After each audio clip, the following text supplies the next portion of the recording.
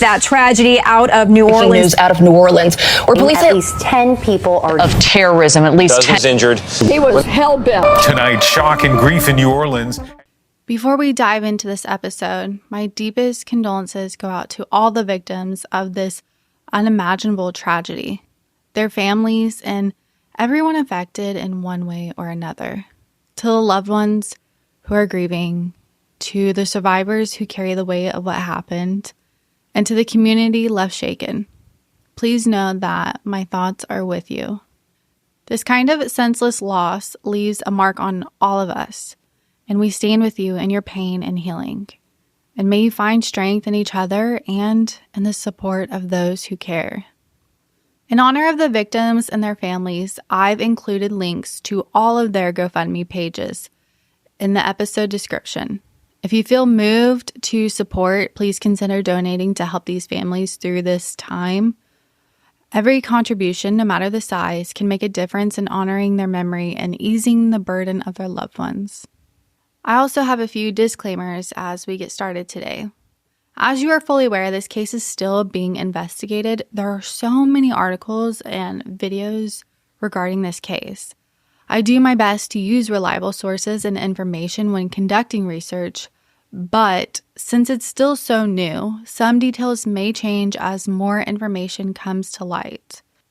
Please keep that in mind while listening, and remember that the goal is to provide insight into the events and explore the broader impact, not to pass judgment or speculate irresponsibly. Now, with that being said, pour yourself a cup and settle in, because once we start brewing, the truth can't be unsipped.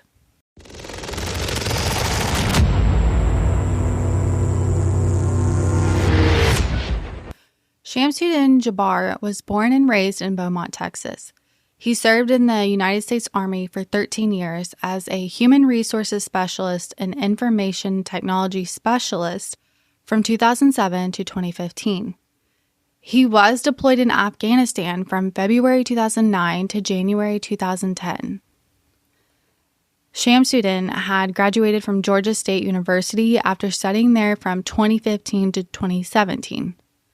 Then he joined the Army Reserves as an IT specialist until 2020, holding the rank Staff Sergeant. He had also previously enlisted in the Navy in August of 2004 under a delayed entry program. However, he was discharged a month later. Jabbar decided to venture into real estate. He was originally licensed in February 2019. Then in 2023, his license had expired and lapsed. While he was licensed, he had started a business in real estate. And this is where you can see his YouTube video that he posted in 2020. It's more or less a promotional marketing video. Good evening. I'm Shamsuddin Jabbar, property manager with Blue Metal Properties and team lead at the Midas Group at Core Realty. I just want to say hello and let you know a little bit about me. So I'm born and raised in Beaumont, Texas, and now live in Houston.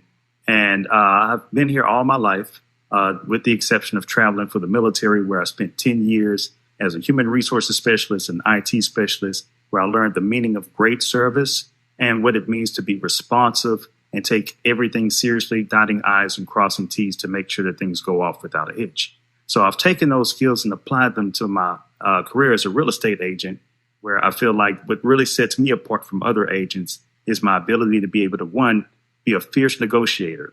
So not only do I brilliantly market your property to make sure it gets sold as quickly as possible or gets leased as quickly as possible, but I'm also going to take every ounce of energy and putting it into negotiating for you and for your property to get the best deal that you can possibly get for it. So once we get to the closing table, all the I's are going to be dotted, all the T's are going to be crossed, everything's going to go off without a hitch, and that is my word that I'm giving to you as your real estate agent. A lot of netizens seem to be surprised. For example, some of the commentary states, "He seems so normal. He seems like a guy who has a bright future, but chose the wrong path. I still can't believe this was the suspect. He seemed like a very nice, humble man." Another one reads, "Someone had to threaten him to do something crazy like this. something is off. He used to work for a company called Deloitte, which helps other businesses figure out how to grow and succeed. Jabbar helped these other businesses find new customers and make more money. He made as much as $10,000 a month. I will admit, he sounds pretty put together. He's making six figures, he speaks pretty eloquently, and you can tell that he's fairly smart and well-educated. However, he faced some challenges in his life, struggling with both money and personal issues.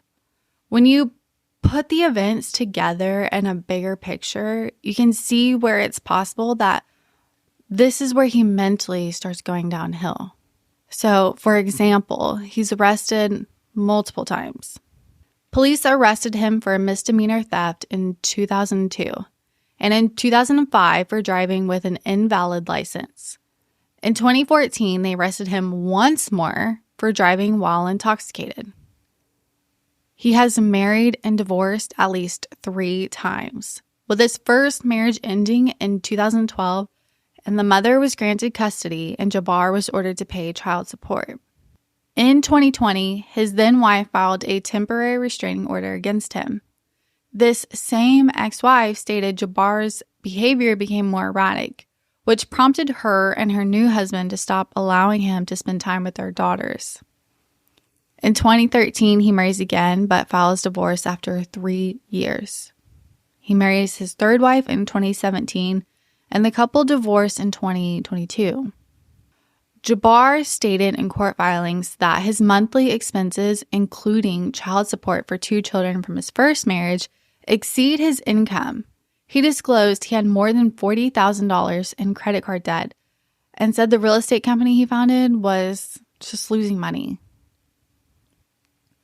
By January of 2022, he gets behind $27,000 on mortgage payments. There's an email written to his ex-wife's attorney talking about exhausting all means of bringing the loan current, and he has no other option but to sell or go into foreclosure. Around the summer of 2023, he moves into a mobile home as a result of spiraling into financial ruin. Also, in a separate filing, his then-wife accused him of financial mismanagement. She accuses Jabbar of excessive cash withdrawals, as well as unnecessary and unreasonable spending. It's the same wife that he shares 1 child with, so now he has a total of 3 children. Relatives and friends of his are taken by surprise. They say it's completely contradictory to who he was and how his family and friends know him. I would like to add, is it contradictory though? At this point, he's no longer allowed to be around any of his children due to erratic behavior. His brother also states Shamsuddin started isolating himself from family and friends. His own little brother hadn't seen him in months, and they also had not talked for several weeks. And I'm not saying his family knew he would go off the rails, but it does sound like he was not acting fully like himself leading up. I think it's important to note the family and friends who have spoken out have not seen or spoken to him very recently. At this point, investigators believe Shamsuddin picked up his rental, the F-150 Lightning, through Turo on Monday, December 30th in Houston. As he was leaving the mobile home, the neighbor states he saw him packing up, but he was just putting light items in the truck, wasn't really any heavy furniture. But Jabbar had told him that he was moving to New Orleans. The neighbor asked Jabbar if he needed help, and he just says, it's okay. On Tuesday, December 31st, while he makes his 5.5-hour drive from Houston to New Orleans, he posts videos to his Facebook account proclaiming his support for ISIS. The first video, he explains his initial plan is to harm his family and friends. But he scratches that idea because in his mind, the news headlines aren't going to focus on the war between believers versus disbelievers. He posts a total of 5 videos to his social media, which are time-stamped beginning at 1:29 a.m. and the last one at 3:02 a.m. In one of his videos, he also states he had joined ISIS before the summer and provided his will and testament. Around 10:02 p.m. on Tuesday, Shamsuddin unloads his truck outside the Airbnb rental on Mandeville Street in New Orleans. The neighbors stated he saw him that one night and believes he checked in at 10 p.m. On January 1st, approximately 1:53 a.m., Shamsuddin is seen leaving the first IED inside the blue cooler at Bourbon Street and Peter Street, which then was found a block away at Orleans Street after multiple unknowing visitors grabbed the cooler's handle and moved it around. Then around 2:20 a.m., he leaves the second IED inside a bucket-style cooler at Bourbon and Toulouse. While watching the footage when he leaves the first cooler, it looks like he's possibly texting someone. Then he looks up and starts waving. Then he starts walking in the opposite direction he just waved to.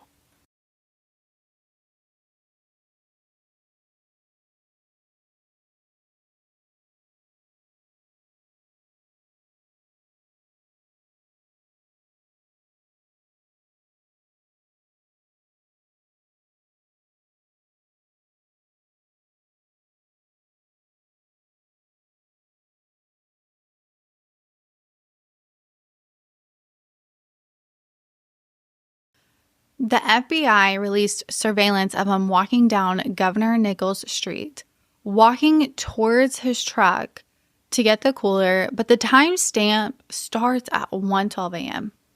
I think it's possible this is the time he could have been walking to get the first cooler from the vehicle. It was 3:16 a.m. on Wednesday morning when the white pickup truck appeared on surveillance camera, cruising down Canal Street toward the intersection with Bourbon Street. As the truck approached the intersection, it didn't slow down. Instead, it made a sharp right turn onto the sidewalk, weaving around a police car stationed to block traffic from entering Bourbon Street.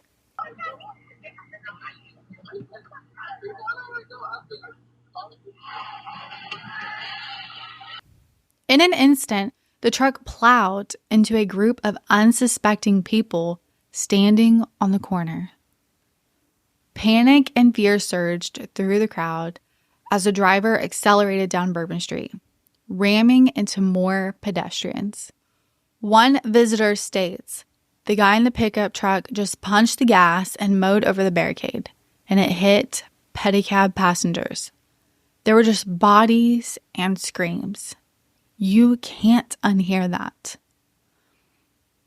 Another witness states they're horrified to see the truck, quote, slamming into everyone on the left side of Bourbon sidewalk. A body came flying at me. People scattered, racing for cover in nearby buildings. A group of women frantically pushed past nightclub security, diving under tables in a desperate attempt to hide. A group of police officers jumped into action after appearing to receive an emergency call. The officers sprinted down the street, pushing through wandering partygoers in their hurry. The truck continued to race down Bourbon Street before crashing into a crane that was in the middle of the street right outside the Royal Sonesta Hotel, which is about 2 blocks from where the truck began the attack. The attacker then exited his car and began shooting at police officers. Police officers returned fire, ultimately killing the terrorist. But the police then start CPR. Oh my God. Oh my God. Holy shit. By 3:40 a.m., law enforcement flooded the area and streets were packed with police vehicles, which blocked access to the crime scene. Many people took shelter inside clubs and bars as investigators started to secure the area. One person who was there said they all went into lockdown for a little bit, and then it calmed down, but police wouldn't let us leave. When they finally let us out, Officers were waving people down, telling them where they could walk, and as they were leaving, he said he saw a few dead bodies they couldn't even cover up, and tons of people receiving first aid.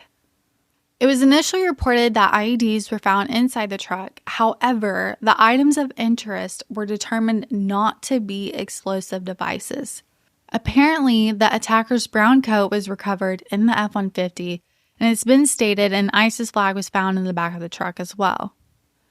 And there are a few other things that I do want to mention. I think these are worth noting. On January 5th, the FBI posted a video. There's not any sound or anything. But in the first and second clips, Shamsuddin recorded videos with his Meta glasses as he rode a bike through the French Quarter on October 31st, 2024. So I think it's pretty easy to speculate he was possibly scoping out the area to help plan his attack. That's not confirmed, but it's just my initial thought when I saw the date and the clips. The other thing is a fire had started at the Airbnb after Jabbar had already died. A neighbor called 911 around 4 a.m. and another neighbor had been woken up by the sounds of fire trucks at 5. They said they had smelled fire earlier in the night, but assumed it was just fireworks. The New Orleans Fire Department responded to the call, but the fire had extinguished itself before spreading to other rooms, which allowed for authorities to recover evidence, including bomb-making material and a privately made device suspected of being a silencer for a rifle. Authorities have not changed the position that Jabbar has acted alone. How did a fire happen after he was already dead then? The ATF special agent said that he could have had a timed device, possibly a pressure cooker on top of a stove filled with gasoline. A source familiar with the investigation stated they found a gas can, JB Weld epoxy, drills, and tools among the items.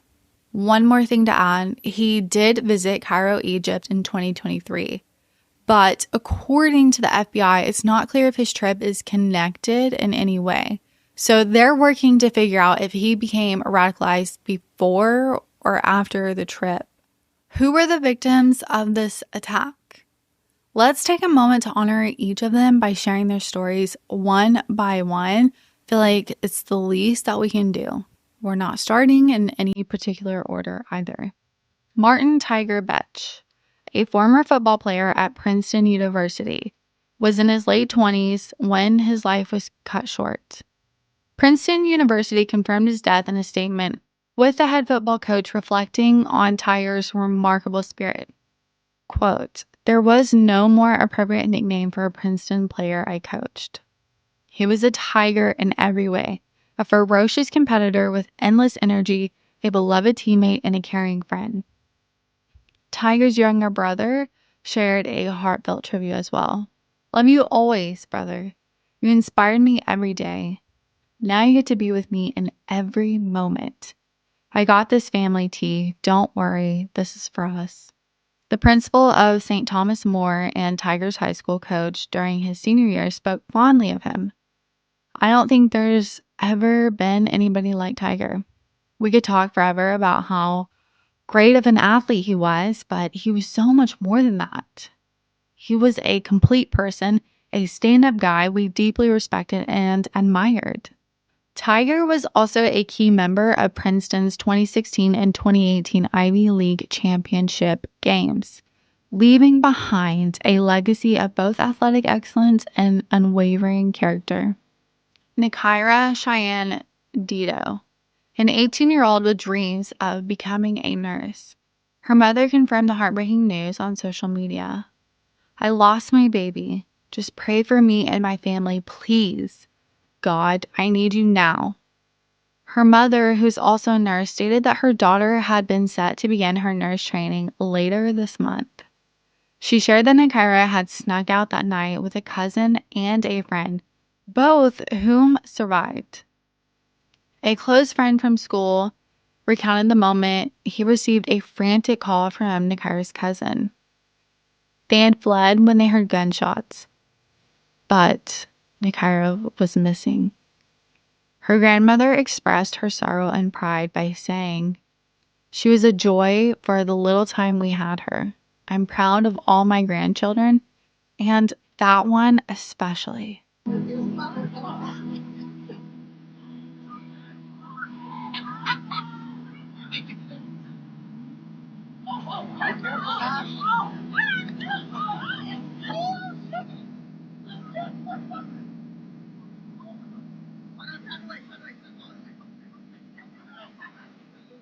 Edward Pettifer, a 31-year-old from Chelsea, London, suffered fatal blunt force injuries in the attack. Edward's stepmother, Alexandra, formerly known as Tiggy Legg-Burke, famously cared for Prince William and Prince Harry during the 1990s. In a statement, Edward's family expressed their heartbreak. The entire family are devastated at the tragic news of Ed's death in New Orleans. He was a wonderful son, brother, grandson, nephew, and a friend to so many.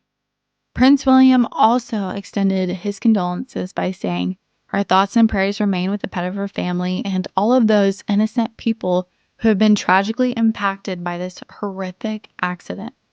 Reggie Hunter, a 37-year-old store manager and father of two. His cousin described him as full of life. Just minutes after midnight, Reggie had messaged his family to wish them a happy new year. He was with another cousin who was injured in the attack. His younger sister, Courtney, shared with the New York Times that Reggie loved spending time with family and was particularly competitive when it came to games. Kareem Badawi, a University of Alabama student. His father expressed profound grief by saying, "We ask Allah Almighty to shower His mercy on him and give us patience and strength to overcome this. We belong to Allah, and to Him we shall return." The University of Alabama's president shared his condolences by saying, "I grieve alongside Kareem's family and friends in their heartbreaking loss." 21-year-old Hubert Gothrow. His mother states, "You have grown into such an incredibly sweet, thoughtful, and caring young man. I don't know where these years went, but I'm so grateful to watch you grow and so proud to be chosen to be your mom." Nicole Perez, 27, was remembered as a dedicated and caring individual. She was beautiful and full of life. Nicole was a devoted mother to her 4-year-old son, often bringing him to work on his days off from school. While at the deli that she worked at, she would teach him math and the alphabet in the storage room between tasks. She really was a good kid. She was just getting everything going, and now she's gone. Just gone. Matthew Tenedorio, a 25-year-old audiovisual technician at New Orleans Superdome, was known for his laid-back spirit and infectious laughter. His mother shared that she last hugged and kissed her son at 9 p.m. on New Year's Eve. His cousin revealed that the family had urged him not to go to Bourbon Street that night, fearing the large crowds and potential danger. Despite their concerns, Matthew went to celebrate and was tragically separated from his friends during the attack. The family suspects he was caught in the crossfire between police and the suspect, but has yet to receive answers from authorities. His cousin also stated there has been no more information from doctors, hospitals, or cops. Nobody. These answers would help us accept what happened. Right now, it's just shock. It's not registering. Drew Dauphin, a recent 2023 graduate. Drew was visiting New Orleans from Alabama with his younger brother Matthew, but they became separated just 10 minutes before the attack. Drew worked as a supplier process engineer at American Honda Motor Company in Birmingham after graduating from Auburn University last year. His GoFundMe page states, "Drew lit up every room he entered. His smile was infectious. He had the best personality. We cherish the 26 years that we had with him, and raising him will always be one of our greatest joys of our lives." Our family is numb and in shock through this horrific and senseless tragedy. Drew was happiest at Lake Martin with his little brother. A close friend said it best. Drew will always now be in the sun at the lake he loved so much. We did not get to spend enough time with him and can't believe we will never see him again. Billy DeMaia, 25, worked as an accountant executive for Odyssey in New York and was remembered for his unwavering work ethic, positive attitude, and kindness. His father stated he was a good, humble kid who loved life. He was a graduate from Chestnut Hill College, and the college stated, Billy was a leader within our community who shined not only as a star in the classroom, but also as a top athlete, serving as a captain on our 2022 championship lacrosse team. Terrence Kennedy, also known as Terry, 63 years old, a New Orleans native. His wife and family members share their frustration over the difficulty in getting information as they tried calling hospitals. His niece described Terry as a quiet man who loves sports and his large New Orleans family. He will truly be missed. Elliot Wilkinson, 40 years old, from Slidell, Louisiana. His brother Cecil posted a heartfelt tribute. To my little brother Elliot, you are loved and you will truly be missed. I wasn't expecting to get the phone call this morning that you were one of the victims in the French Quarter. Brandon Taylor, 43 years old, from Harvey, Louisiana, was described as unique in every way by his partner. In a moving Facebook post, she wrote, I never met another human like you. No words could bear the pain I'm in from losing you. And there is also one more victim, and their identity as of now is unknown. The whole community is feeling the impact, with people grieving, scared, and trying to understand why this happened. There are a lot of questions and ideas being shared about what might have caused this. Let's talk about how this has changed the community and some of the theories that people have. A local posted on a forum talking about how they weren't directly impacted or no one they know was killed, but they're surprised how much the incident has really affected them. They talk about going to work and not being able to concentrate. It states, I felt really tired, not much of an appetite, and anxiety in my chest. I get why they call it terror attack. He has terrorized not only victims, innocent bystanders, but also the people of New Orleans. It's a city with strong traditions of community gatherings, festivals, and with pre-Mardi Gras starting on Monday, I know a lot of us are unsure if we will feel up to going to the parade. Another comment says, 5 years ago, a security firm warned that the bollards designed to block vehicles from being able to enter Bourbon Street did not appear to work. The firm recommended fixing the barriers immediately. Total failure and incompetence of the city government. And there's really only one theory that I wanted to talk about, and there's really only one theory that I could find that a lot of people were talking about. So what about the Cybertruck in Las Vegas? Officials say there's no connection suspected so far. They believe the New Orleans terrorist acted alone. But there seems to be quite a bit of netizens who think this is not just a bizarre coincidence. One comment reads, both in the military, both trained at the same base at the same time, both rented vehicles on Turo to commit acts of terrorism. And they expect us to believe this?